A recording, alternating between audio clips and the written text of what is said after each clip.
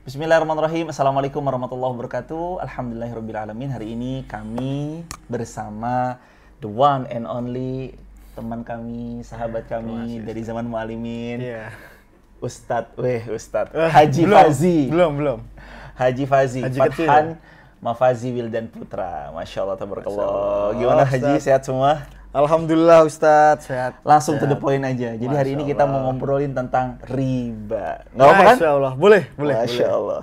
Coba boleh beri penghantar Pak Haji, gimana kisah-kisah tentang ribanya, sehingga mungkin kita bisa dapat ibrah yang insya Allah bisa jadi prinsip hidup kita untuk kita pegang. Jadi awalnya seperti apa? Jadi awalnya itu waktu kita Ustadz ya, itu kan kita lulus dari mu'alimin ya. Itu kan lulus dari asrama, habis itu kan kita semua perjalanan kuliah. Hanya saja waktu kuliah itu ada jeda libur 3 bulan. Iya kan, saya udah mendapatkan bangku kuliah. Ngapain sih kayak gitu? Akhirnya di keluarga ada yang namanya usaha produksi pakaian. Nah, namanya usaha produksi pakaian itu kalau ingin berjalan dengan cepat, pastinya anak muda menginginkan omset yang tinggi, cepat kayak gitu. Kalau bisa cepat kenapa harus lama? Seperti itu kan Ustadz. Nah, saya coba waktu itu di digital marketingnya kayak gitu. Ternyata memang digital pada waktu itu sudah cukup bagus seperti itu. Nah, akhirnya karena saya ingin cepat ya itu tadi ditawarin lah dari beberapa perbankan kayak gitu. Tapi di lain itu memang dari keluarga juga ada yang itu kartu kredit kayak gitu dengan ya puluhan kartu kredit, nggak hanya satu, bahkan dalam satu bank ada yang bisa 2 sampai 5 Ustadz kartu kredit, dan itu kan sebenarnya nggak masuk akal. Harusnya satu nasabah ya hanya satu kartu kredit. Tapi ini limitnya bisa sampai ya platinum lah, bisa sampai 200-300. Tapi itu bukan untuk belanja konsumtif, itu untuk belanja bahan baku, Memutarkan dagangan. ya betul kayak gitu. Jadi, dan marginnya itu kan lebih pastinya dari 5% dalam waktu sebulan. Nah, kartu kredit hanya sekitar 2 atau 5% Ustadz itu yang harus dibayarkan setiap bulan. Cuman kan kartu kredit itu bagi kami selaku usaha pasti tinggi juga Ustadz. Nah, akhirnya ya bank manapun pasti menawarkan Ustadz kalau tahu cash flow perusahaan seperti itu. Ingin cepat dong kayak gitu. Nah, akhirnya ketemu konsep yang namanya dalam 100% nilai cash flow. Terus habis itu dicatat lah Ustadz. Ada datanya, oh ternyata bisa menurunkan plafon sekian kayak gitu. Nah, dengan agunan sekian, perbankan ngasih 75% dari nilai agunan dapat plafon sekian. Nah, dari plafon sekian itu 100% tadi, sebut angka enak gak sih?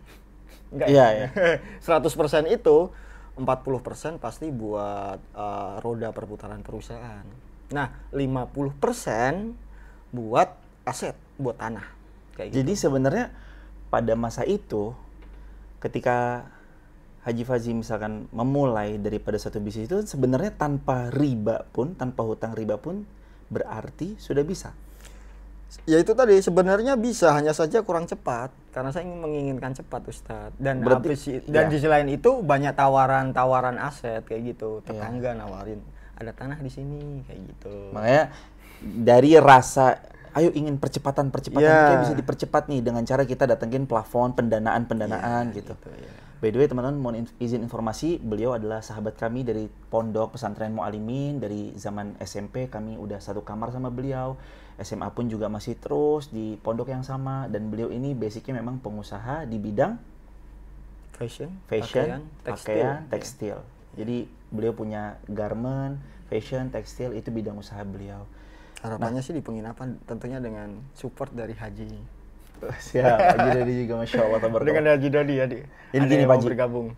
Jadi by the way, setelah antum berharap ada percepatan setelah tadi dapat plafon pendanaan itu, sesuaikah dengan harapan atau gimana? Pasti sesuai. 2010 itu aset masih berapa sih kayak gitu. Terus habis itu 10 tahun terakhir alhamdulillah asetnya ya bagus kayak gitu. Aset perusahaan dalam bentuk fisik ya dilihat kan enak Ustadz, dinikmatin juga enak dilihat ya itu. Jadi kalau punya aset itu jangan aset yang tidak bisa kita nikmatin, minimal bisa kita lihat dan kita tempatin ya, buat mencangkul di situ bisa kan Ustadz, padahal mencangkul di tengah kota ya. Tapi efek dari ribanya itu gimana? Efek dari riba itu dimulai pasca COVID ya. Namanya perbankan itu kan skema kreditnya macam-macam. Ya. Bahkan sampai hari ini saya masih ditawarin.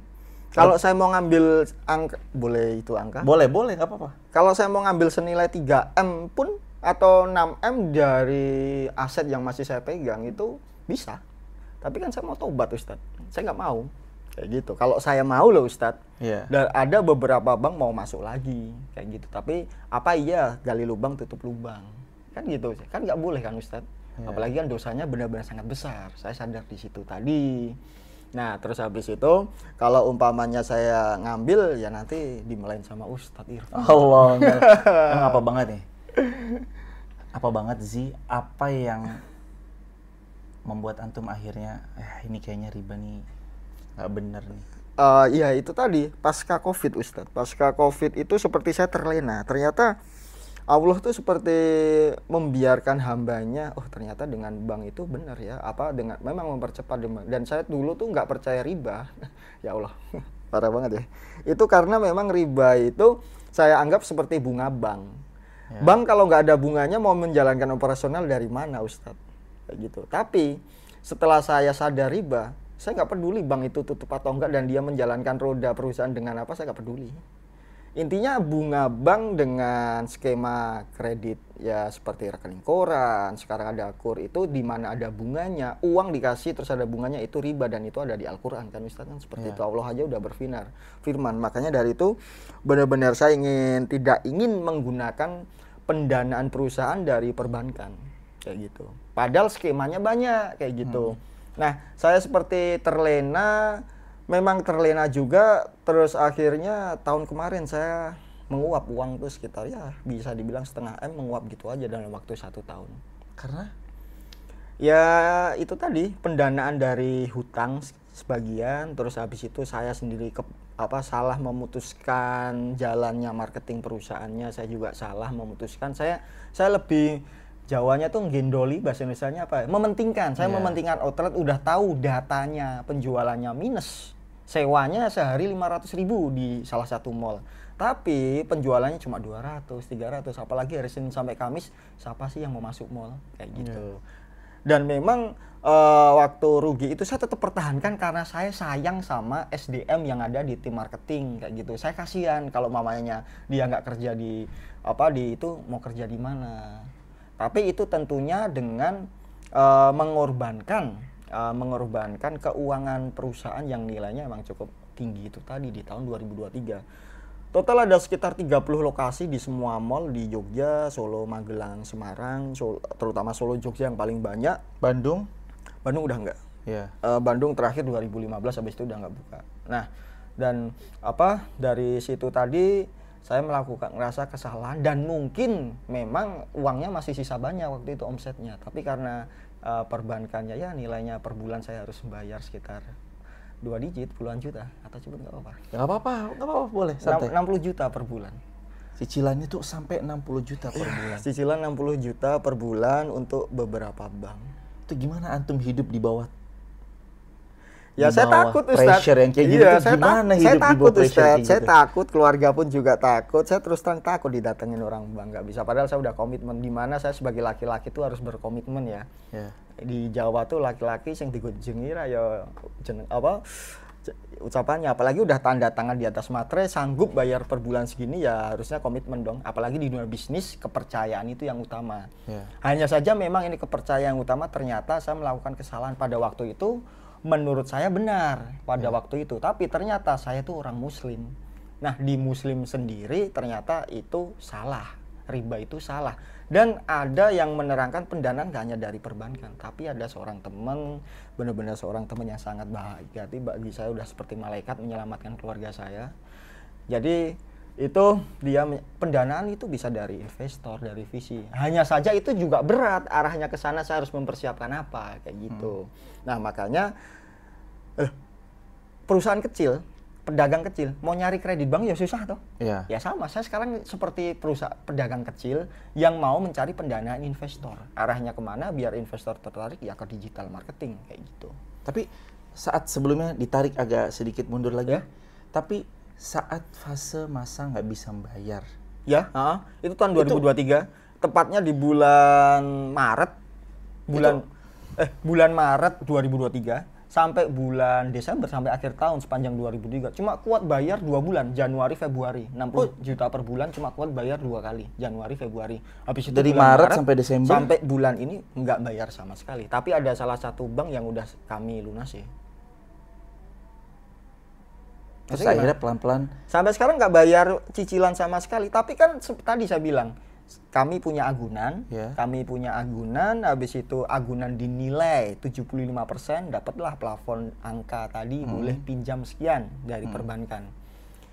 Ya bagi saya sekarang saya punya agunan, silahkan kalau mau diambil kayak gitu. Saya udah pasrah sama Gusti Allah kayak gitu. Artinya, pasrah aja. Ya sudah, kalaupun memang aset itu menjadi aset yang... Tapi sebelumnya kan saya nggak ikhlas, belum ikhlas dong. Sebelumnya saya belum ikhlas dong dengan aset sebanyak itu, nilainya segitu. Bahkan ada aset kalau nilainya itu kalau kan ada sertifikat masih di rumah, dijual tanahnya. Belum laku sampai sekarang. Kalau bisa jual ini dengan murah, cuma rugi 200. Ada aset yang kalau umpamanya ini lepas, ruginya sampai 1 M.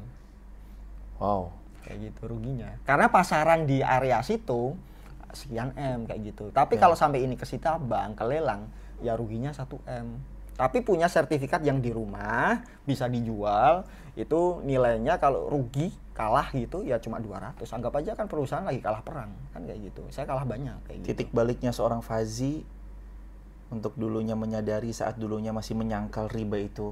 Ya, padahal udah diperingatkan sama Ustadz Irfan. Mohon maaf Ustadz, ya saya dulu mungkin sebagai seorang teman ngeyel itu mungkin plusnya saya sebagai teman Ustadz ya, atau minusnya saya Ustadz ya, mohon maaf. Aduh ya, saya itu banget lah. Apa titik baliknya seorang Fazi untuk menyadari riba haram? Mau to the point atau langsung aja atau boleh?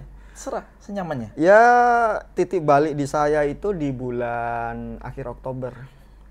Saya nggak bisa makan, Ustadz. Susah makan. Ya Allah. Uang itu ada, tiap hari ada omset, ada uang, ada. Tapi kan tagihan banyak, Ustadz. Gimana mau nyaman? Dan itu masih kurang. Kayak gitu. Sampai saya mengeluarkan uang 100.000 deh buat beli susu anak saya masih balita ya. Buat beli susu aja mikir ini. Maaf. Saya mau beli penyetan malam. Biasa kan beli penyetan di area rumah saya banyak. Aduh, ini beli makan malam itu lauk penyetan atau beli susu anak kayak gitu. Saya waktu itu masih inget mikir itu. Terus habis itu saya mikir ya Allah, udah beli susu anak aja, uang sisanya beli susu yang berapa gram ya, 250 gram. Saya antar istri saya ke pasar.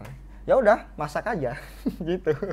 Masak di rumah. Tapi kan nunggu besok pagi baru ke pasar, habis itu pulang istri masak, saya baru makan kan kayak gitu Ustaz. Yang penting anak minum susu aja dulu. Tabungan tuh sebenarnya ada, tapi saya menganggap yang namanya cash flow dapur ya. Nah, dapur itu untuk uang masaknya pasti kan harusnya pakai hasil jerih payah saya dong kayak gitu. Jangan sampai pakai uang tabungan. Uang tabungan tuh buat darurat dong kayak gitu. Saya nggak mau pakai uang tabungan kayak gitu. Jadi harian aja sampai saya mikir, karena namanya konsep harian itu ya harus hidup dari hasil kerja saya harian. Kayak gitu. Kurang Ustadz. Outlet tuh pada waktu itu bulan September paling cuma masih ada 15-an kayak gitu. Tapi saya juga belum sadar kan waktu itu. Itu Oktober kemarin?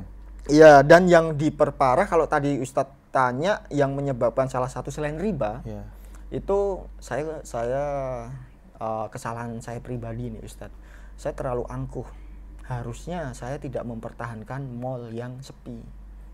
Karena kan sekarang semua udah serba digital. Ojek pengkolan ke arah ojek online. Sekarang seperti semua hampir dijumpai, semua pasti ada ojek online pakai jaket kan Ustadz.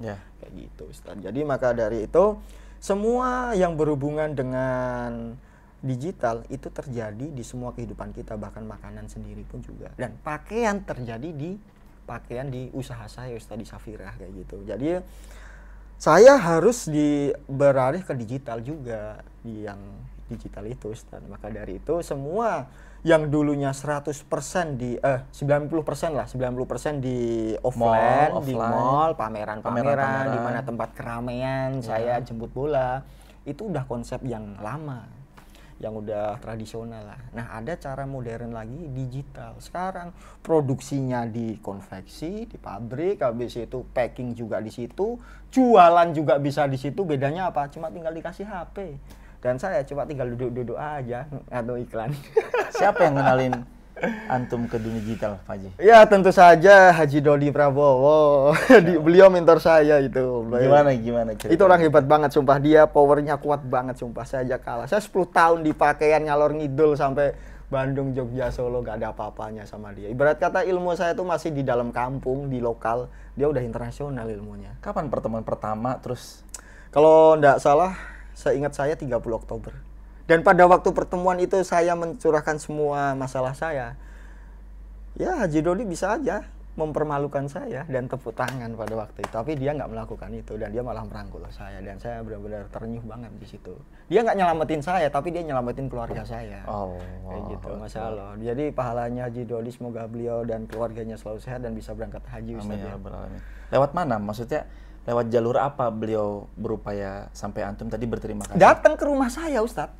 Datang. Bahkan yang paling berkesan bagi keluarga kami itu, Ustadz, beliau habis dari Singapura, Ustadz.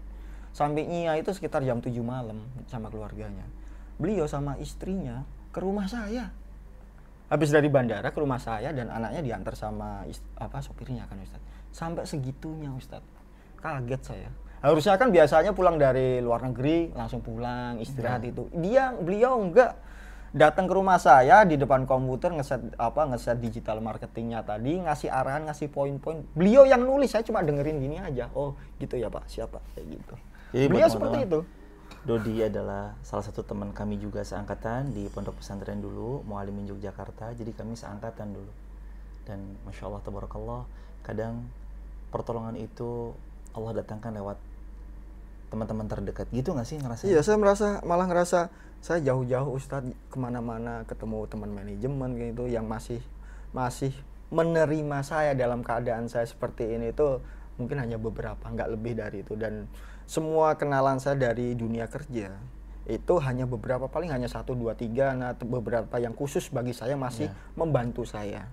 Tapi ternyata yang paling penting itu ya dari teman asrama 6 tahun kita hidup bareng, makan bareng. Ya Allah. Kalau mandi enggak ya? Kalau tidur bareng ya? Kalau mandi enggak bareng ya? Gayungnya aja dianterin. Gayungnya bareng ya?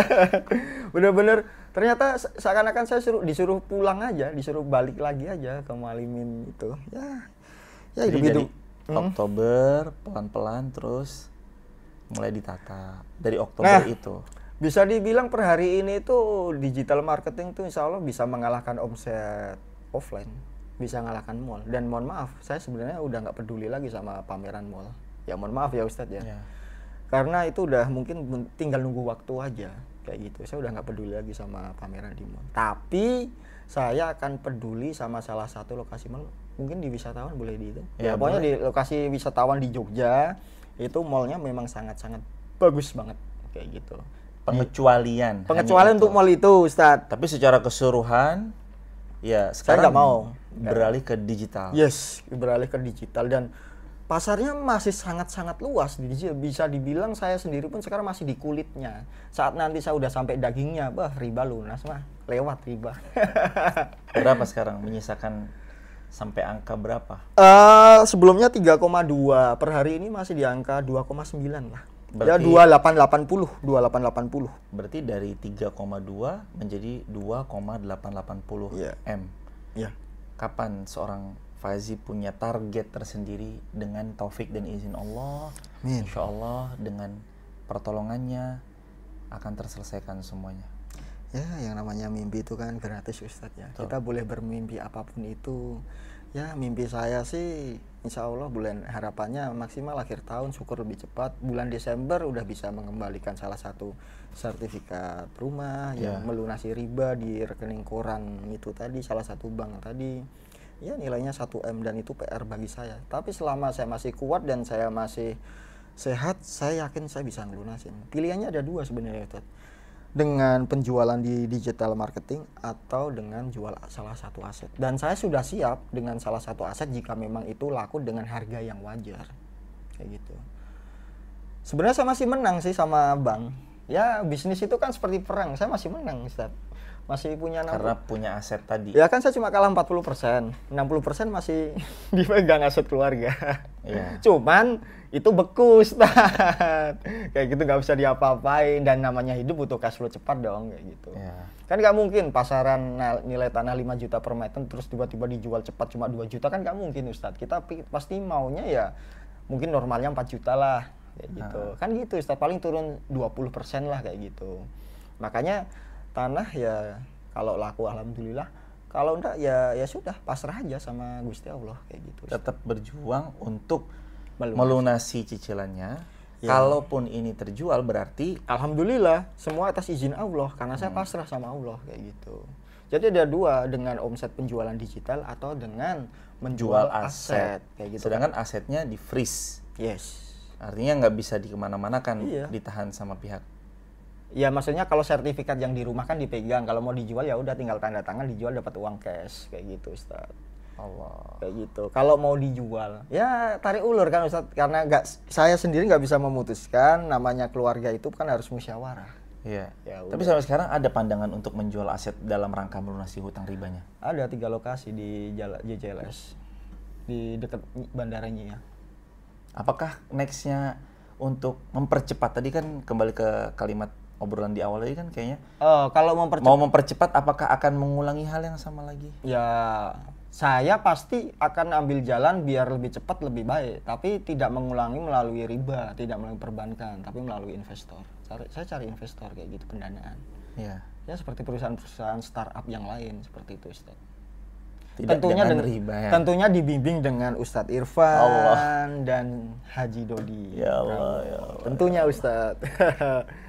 Itu kalau misalkan antum sendiri mau memberi nasihat kepada teman-teman yang baru mulai bisnis, yang tentu orang bisnis ngelihat omset udah terus kemudian wah ini berarti worth it nih kalau kita percepat dengan tadi yang antum bilang plafon, pendanaan gitu. Apa nasihat ente kepada beliau-beliau yang maunya cepat dalam berbisnis? Apa ya? Tapi dengan ngambil cara riba tadi. Oh, berarti dia tetap mau ngambil riba. Kalau teman-teman mau mempercepat tapi dia mau ngambil riba, apa sih nasihatnya apa? Jangan ambil riba deh, saya udah ngalamin soalnya bla bla gitu. Bagaimana? Ya kalau memang sekarang kan arahnya milenial, Ustadz ya. Milenial itu kan pasti digitalnya lebih cepat sekarang daripada tahun 2000-an. Mungkin sebelum tahun 2000-an sampai tahun 2000-an oke lah masih pakai perbankan karena internet tidak secepat seperti sekarang. Tapi sekarang pendanaan tuh banyak banget kok, Ustadz kayak gitu. Bahkan dengan kemajuan komunikasi seperti sekarang, pendanaan tuh mungkin bentar lagi bank pun juga, kredit bank akan punah kayak gitu. Dan mungkin kalau bank tetap mau ya harus dengan sebagai seorang investor dan mendanai. Saya yakin perusahaan-perusahaan besar yang kelas skala nasional itu bukan pinjam tapi dengan pendanaan. Saya yakin itu, Ustadz. Nah, pendanaan berarti bentuknya investor tadi. Yes. Kalau mereka mau percepatan bentuknya investor atau franchise. Ya, jadi perbankan merubah sistem marketing perusahaannya bukan dengan kredit tapi dengan mendanai. Visi lah. Kayak visi gitu. Sama aja dong fasilitasin riba, kan mendanai. Loh, tapi kan yang di sini kan ada bagi hasilnya itu mudharabah atau apa nama Ustadz? Iya, bagi hasilnya. Nah, kalau rugi ya sudah semuanya zong. Investor itu nggak dapat apa-apa dan bahkan uang yang diinvestin hilang. Tapi kalau untung ya bagi hasil sesuai jumlah porsinya. Kan yang diuntungkan investor itu, yang investor makanya dibolehkan itu. Investor kan boleh, Ustadz, halal. Kayak gitu. Boleh kan, Ustadz? Tergantung akadnya. Tergantung akadnya. Maka dari itu simpelnya kalau rugi ya tanggung bareng, untung ya dibagi sesuai proporsional persentase masing-masing. Betul seperti itu, Ustadz. Tapi kalau riba ya per bulannya 60 juta, ya harus bayar 60 juta, Ustadz. Nggak mau tahu rugi atau enggak. Kan kayak gitu riba. Perbankan, kredit rekening koran dan skema kredit yang lain itu kan kayak gitu. Sedangkan kita tahu namanya bisnis kan. Dan bahkan Ustadz selama 7 tahun saya bayar bunga rekening koran 12%, bayangin Ustadz. Ya Allah, Masya Allah. 12%. Cuma bayar bunganya aja itu. 7 tahun bayar bunganya aja Ustadz, ya Allah. Konyol ya. Emang mesti sampai tahun berapa itu? Kalau Sampai berjalan. mati Ustadz. Sampai mati, sampai kiamat rekening koran kayak gitu. Kecuali saya bisa ngelunasin pokoknya. Kan saya cuma bayar bunga, perjanjiannya diperpanjang tiap tahun. Wow. Rekening koran kayak gitu Ustadz. Selama 7 tahun, pokoknya 1M itu ya cuma apa? Pokoknya 1M ya 1M terus. Kecuali saya bisa melunasinya 1M juga atau bahkan nyicil 3M. Umpamanya saya kan 2017 ambil 1M Ustadz. Ya. Saya ambil semua dong uangnya. Nah, terus habis itu saya nyicil bunganya kan 12% Ustadz. Kadang dapat diskon 10% tergantung momennya. Nah, terus habis itu 2019 katakanlah saya ada uang nih 500 juta. Ya udah, saya masukin ke rekening koran 500 juta. Berarti bunganya saya dikurangin, bukan 12% dari 1M, tapi 12% dari 500 juta. Tetap banyak itu. Iya, kayak gitu Ustadz. Tapi kan namanya pebisnis, ya kalau bisa uang muter terus, jangan dikasih ke bank kan Ustadz, kayak gitu. Ya itu tadi yang buat jagain aset tanah tadi. Tapi nyatanya waktu dibutuhkan aset tanahnya sekarang lagi pasarnya lagi sepi Ustadz, properti lagi sepi. Dan bahkan banyak properti di Jogja yang lagi dijual. Banyak banget properti di Jogja. Ya bukan hanya Jogja, Indonesia mungkin Ustadz. Atau Indonesia pasar properti emang lagi nurun tahun ini kayak gitu. Padahal harusnya habis pemilu atau mungkin sebelum pemilu biasanya kan banyak uang muter Ustadz ya. Tapi ini nggak tahu kok properti susah banget jualnya kayak gitu. Setelah ini terjual, bener-bener clear bakal jauh dari riba atau? Ya kalau 3 lokasi yang di JJLS tadi terjual semua, insya Allah riba selesai dan saya nggak mau berhubungan apapun lagi dengan riba karena ya ngeri dosanya seperti menzinai ibu kandung sendiri ya Allah. Allah. Ngeri saya dosanya. Itu dosanya udah sengeri itu. Ya mungkin fakta lapangannya gimana sih, batin, keseharian, ketenangan hidup? Ya ngapa-ngapain nggak enak Ustadz. Dan mungkin saya kehilangan karakter saya. Saya nggak tahu saya mau ngapain. Kadang saya bingung. Mungkin kalau saya nggak kuat, saya udah lari ke rumah istri kali ya, yang asli di Palembang. Tapi alhamdulillah saya masih punya teman-teman yang memang jago, memang hebat di bidangnya. Alhamdulillah pada waktu itu kan diajak juga sama Haji Dodi ke tempat rumah Ustadz Irfan. Dikenalin sama teman-temannya yang memang jauh banget, bisnis hebat banget kayak gitu. Saya merasa terbuka wawasan saya. Waktu pertama kali ke rumah Ustadz Irfan, ya Allah, itu kan ada Mas Ferry, ada Mas itu kan. Nah, itu saya ngerasa senang apalagi waktu kita sedang bercanda bergurau makan durian. Ya teman-teman pada ketawa, saya mikir apa? Saya ngapa ya makan durian, tapi saya mikirin riba itu. Ya Allah. Tapi setidaknya waktu itu saya merasa terbuka wawasannya. Yeah. Itu salah satu titik balik saya. Udahlah, nggak usah pakai riba kayak gitu, nggak usah pakai uang bank. Karena pada saatnya semua ada konsekuensinya. Haji Dodi aja bilang pada waktu itu keputusan terbaik yang diambil oleh keluarga. Salah satunya saya yang generasi penerus keluarga yang memutuskan. Memutus mata rantai riba itu? Maksudnya saya memutuskan untuk ambil riba pada waktu itu. Pada waktu itu bahkan nama istri saya juga ada ribanya. Allah, saya merasa bersalah banget sama istri saya. Sampai namanya saya pakai untuk riba juga. Ya Allah, konyol, goblok banget. Ya Allah. Terus habis itu saya sadar salah satunya waktu di rumah Ustadz Irfan, sama 30 Oktober saya ketemu sama Haji Dodi. Semalaman itu Ustadz ngobrol sama Dodi. Dan sebenarnya Dodi itu cuma dengerin cerita saya. Cuma dengerin cerita saya dan dia cuma diem. Oh iya. Tapi saya ngerasa puas. Karena udah bercerita. Iya. Padahal udah saya ceritakan sama istri, udah, orang tua udah. Tapi saya nggak menemukan ketenangan di situ. Nggak tahu kenapa akhirnya berat saya ketemu sama Dodi sebenarnya. Saya kan udah lama juga ketemu sama Dodi. Ya udahlah, udah kepepet. Ya wes, ketemu aja lah sama Dodi. Nek dia kan paling seneng ngetawain saya. Dia paling suka ngejek saya. Ya udah, kalau umpamanya nanti saya nggak dapet nilai positif habis dari pertemuan dengan Haji Dodi, ya sudah, konsekuensi. Ya udah, sekalian basahnya aja. Kan saya udah basah Ustadz. Saya datang ketemu sama Dodi itu udah basah. Ya berlumuran lumpur kan. Harusnya saya nggak dideketin, mungkin dijauhin. Buat apa sih? Apa sih untungnya deket sama Fazi, orang keba utang kayak gitu. Ya Allah. Tapi alhamdulillah Haji Dodi beda. Beliau malah merangkul saya. Ya 30 Oktober tuh titik balik saya merubah mindset pikiran saya, membentuk karakter saya untuk kuat kembali seperti Fazi yang dulu. Fazi yang mungkin, maaf Ustadz yang saya ngeyel atau gimana, tapi itu salah satu tekad saya kenapa saya terus tetap berjuang di bisnis yang saya lakukan kayak gitu Ustadz. Dan alhamdulillah per hari ini saya membalikan keadaan, saya membalikan perusahaan untuk recovery lagi, untuk grow up lagi, scale up lagi. Alhamdulillah melalui digital ini, melalui bimbingan dan arahan Ustadz Irfan, Haji Dodi. Alhamdulillah saya bisa membalikan keadaan dan insya Allah bisa melunasi hutang riba. Amin, amin. Senilai BM tadi 3,2 yang sudah sekarang 2880 itu kan udah angka besar itu. Alhamdulillah. Besar Ustadz ya? Udah terbayar besar loh, artinya 300 juta lebih. Iya jual mobil Ustadz. Itu salah satu pencapaian saya dijual mobilnya. Bismillah, tapi ntar Allah ganti dengan yang lebih baik. Amin. Insyaallah. Oh, tentunya dengan saya bisa bertemu sama Ustadz seperti ini, ya Allah, bersyukur banget saya, ya Allah. Benar-benar bersyukur banget bisa diganti. Oh, mustahil saya Ustadz dapat omset di digital marketing tuh 7 bulan yang lalu sebelum ketemu sama Haji Dodi, sebelum ketemu sama Ustadz, itu mustahil bagi saya. Karena saya udah menjalankan tapi omsetnya hanya 2 juta, 3 juta per bulan. Iklan juga. Sekarang 10 menit dapat itu. Alhamdulillah. Masya Allah. Berkah.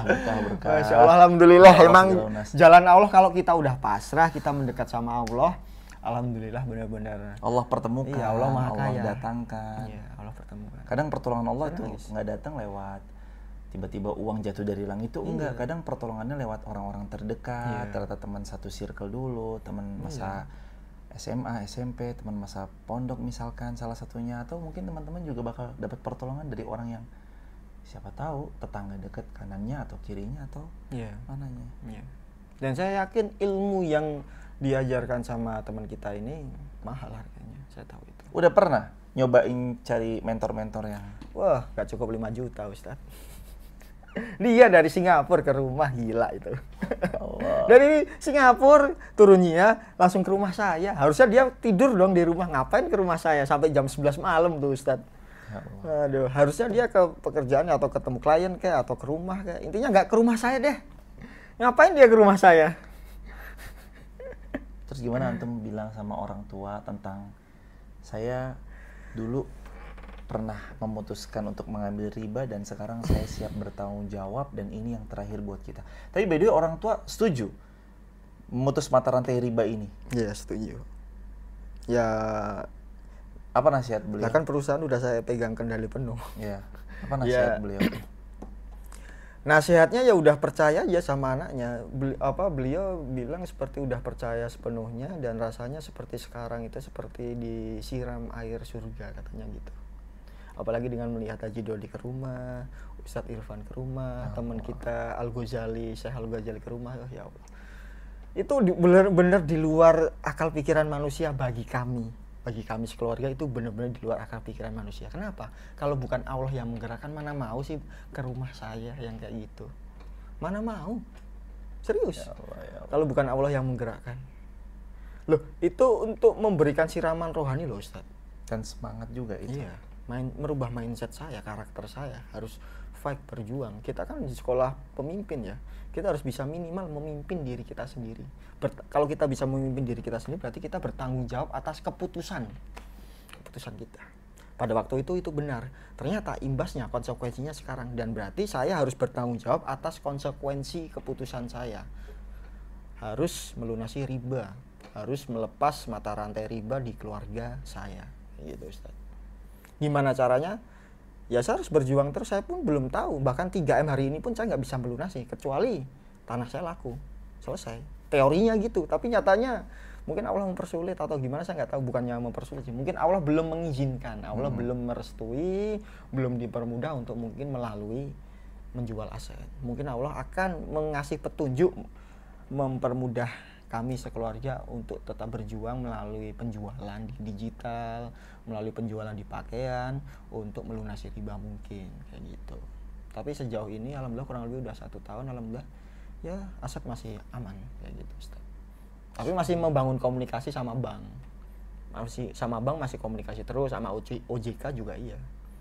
Kami tahu kami salah, tapi kami sebagai muslim, kami berhak dong berpendapat sebagai seorang muslim di Al-Quran bahwa hutang itu ya riba, dan riba itu haram. Kayak gitu Ustaz.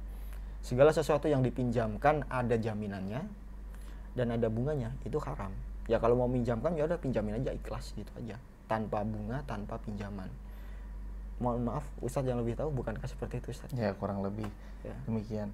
Tapi pas antum bilang sampaikan, berarti ente bilang ke pihak bank itu apa? Riba itu haram gini-gini. Ente bilang ke bank itu? Lah iya, nggak cuma saya bilang secara lisan, tertulis saya print juga. Terus apa kata pendapatnya bank itu apa? Beliau punya pendapat apa?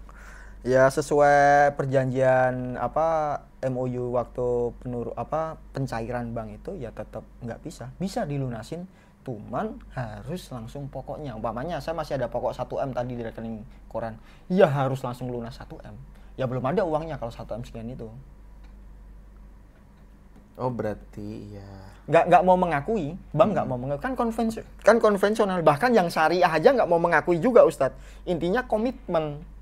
Emang syariah gitu juga? Iya Ustadz, sama aja bank konvensional syariah tuh. Malah syariah tuh lebih menggigit sebenarnya. Pernah punya pengalaman artinya sama lembaga yang ada label syariah?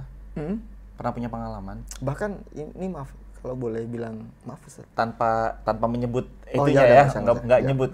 Ya. Yang penting perbankan syariah itu secara labelnya umum, bank syariah, tapi kata-katanya ada satu kata yang kelihatan merendahkan saya dan keluarga. Oh iya? Iya, padahal bank syariah. Kenapa? Karena apa kata-kata spesifiknya itu?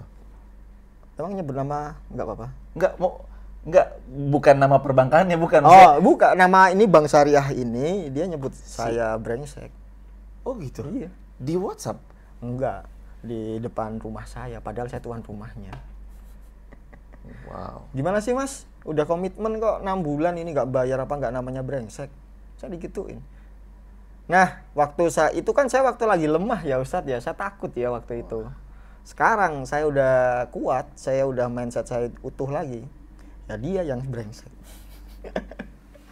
Bahkan dia pernah itu lagi katanya minta maaf, tapi habis itu dia ini by telepon, cuma dia nggak berani datengin saya. Tapi ini oknum dong, oknum debt collector. Iya, oknum debt collector kayak gitu. Dia tapi tetap ya. Ini bukan debt collectornya yang datang, bank syariah ya. Bukan debt collectornya, dan bank syariah itu ya petugasnya yang waktu pencairan itu yang datang nemuin saya. Yang sampai punya kalimat yang kayak gitu. Iya, saya juga heran. Padahal labelnya bank syariah ya. Padahal sebelumnya di WA dia bilang minta maaf juga, udah minta maaf. Tapi habis itu tiba-tiba telepon, karena saya lagi sibuk Ustadz ya, tiba-tiba ditelepon. Ya memang benar pada telepon itu saya bisa bersedia untuk ada waktu ngobrol sekitar 10 menit atau berapa menit gitu. Tapi tiba-tiba yang namanya saya lagi ditelepon nggak tahu. Dia kan nggak tahu. Saya di depan sini tiba-tiba sibuk apa. Ada konsumen atau tiba-tiba saya harus kemana, kan nggak bisa telepon lagi. Ya saya udah bilang mohon maaf, ini saya lagi sibuk, nanti bisa dilanjut, atau intinya saya udah bilang mohon maaf, cukup sekian, terima kasih, langsung saya tutup. Dia langsung lanjut WA. Apakah nggak yang namanya pengecut? Masih ada WA-nya, saya tunjukin WA-nya ada. Bank syariah kayak gitu. Kadang ngeri juga ya. Iya. Riba tuh panjang urusannya. Riba tuh panjang banget urusannya Ustaz. Kayak gitu. Makanya saya benar-benar mau lepas dari riba, dan saya yakin saya bisa lepas dari riba. Amin ya rabbal alamin. Izin sebentar. Mas Rizky, Mas Madan, Mas, maaf Mas, boleh dipantau ini, takut mati Mas, live-nya, tolong dipantau ya, takut mati, takut baterainya habis atau memorinya habis. Bahkan sampai segitunya ya, izin tadi, mohon maaf teman-teman terganggu sebentar, memastikan aja kalau masih nyala dan masih running untuk rekaman videonya, karena wow, sampai segitunya ya. Jenengan memang nggak punya tata krama Mas. Saya mengatur baik-baik, tapi seperti itu saya katanya bisa tahu dari dulu sudah diakhiri, sama sekali tidak menghargai. Ini orang yang bilang saya brengsek. Wow. Gimana tuh Ustadz? Wah. Wow ya. Wow, riba Ustadz ya. Tapi emang jangan sih. Teman-teman jangan sama riba. Berapapun nilainya, mau 1M, mau 2M, mau 10 juta pun jangan sampai. Jangankan 10 juta, sejuta pun jangan kalau bisa. Ya kalau bisa 100.000 pun jangan deh.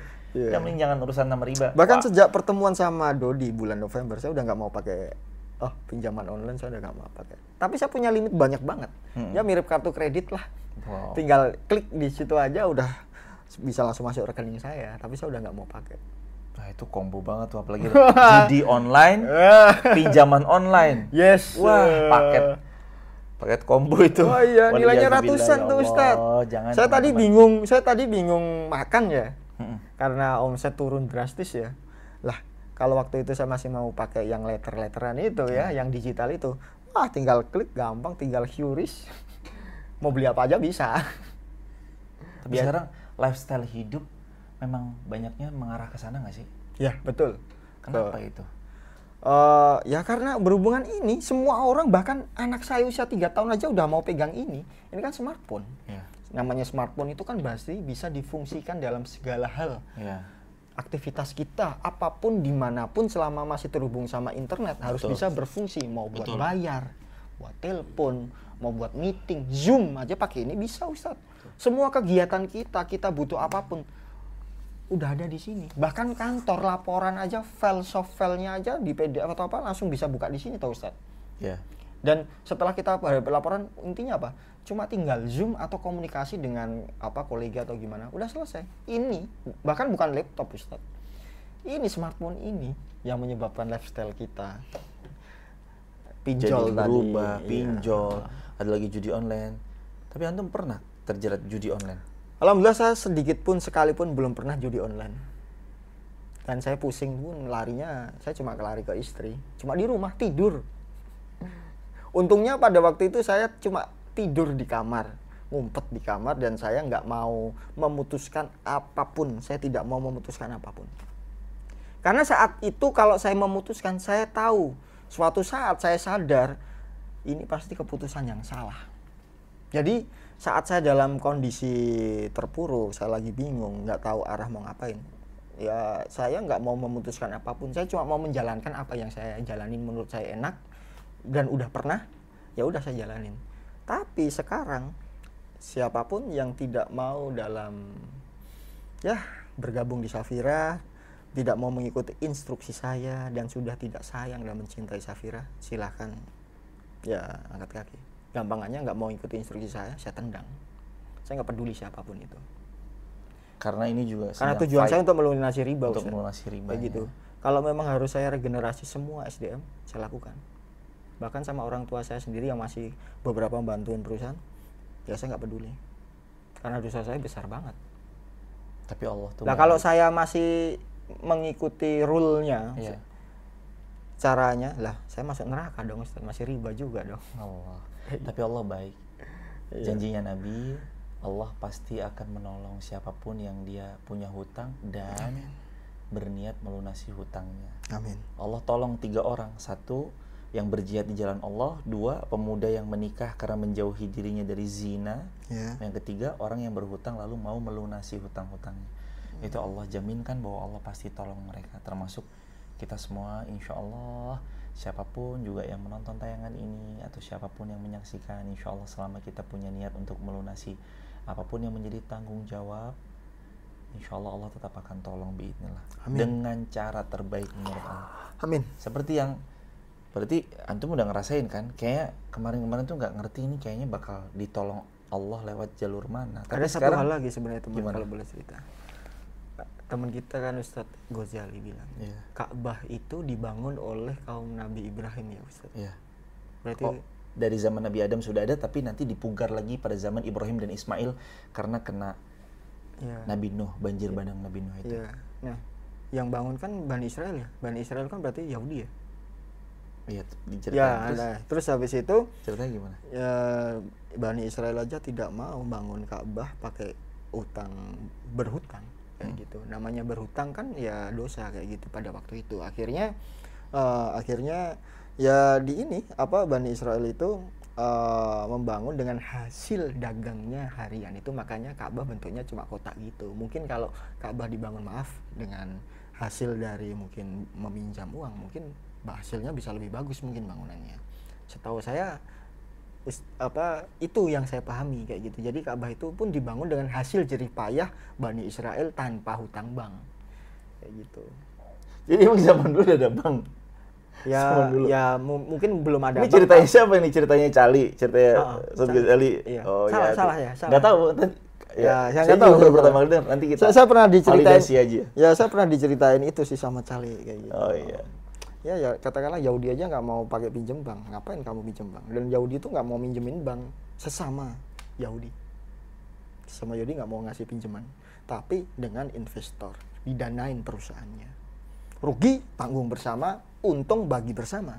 Semua makan kayak gitu. Kalau rugi nggak ada yang makan.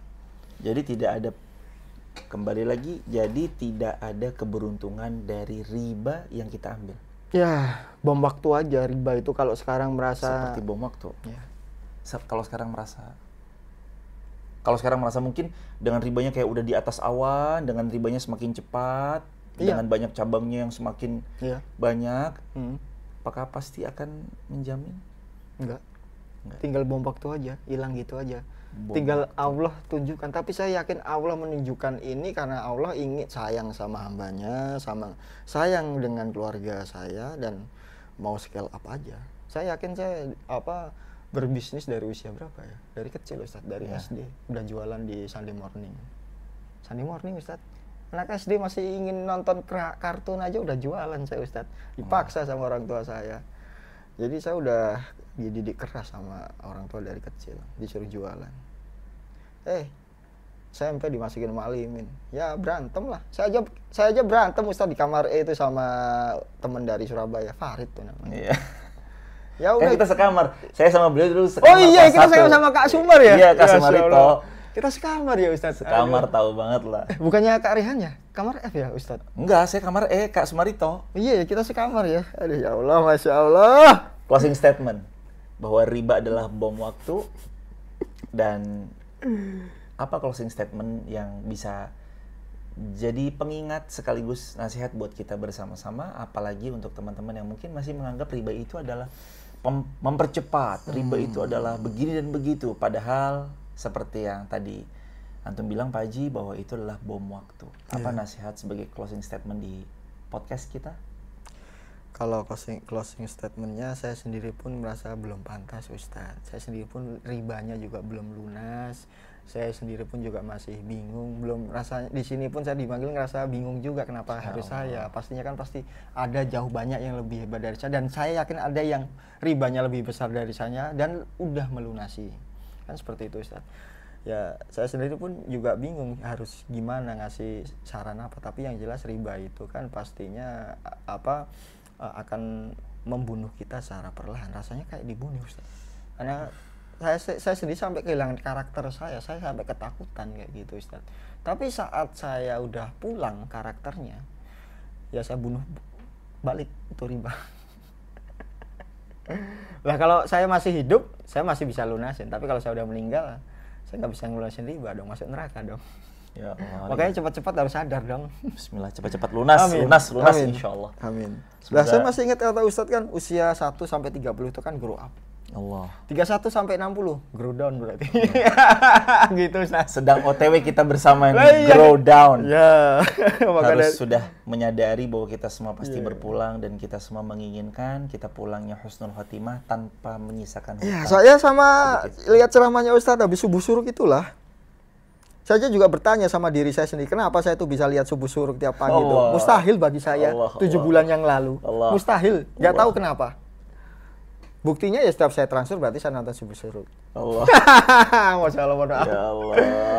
Aduh. Semakin berkah Haji Fadzi. Amin. Kita sama-sama mendoakan semoga insya Allah yang tersisa insya Allah segera lunas. Amin. Diberkahi Allah. Setelah ini Allah berikan kemuliaan dunia dan akhirat, dan tidak lagi bersentuhan dengan riba. Dan ingat teman-teman tadi, riba adalah bom waktu. Podcast UIR, jazakumullah khairan jaza. Subhanakallahumma bihamdika asyhadu an la ilaha illa anta astaghfiruka wa atubu ilaik. Amin. Fathan Mafazi dan Putra Ustadz Irfan.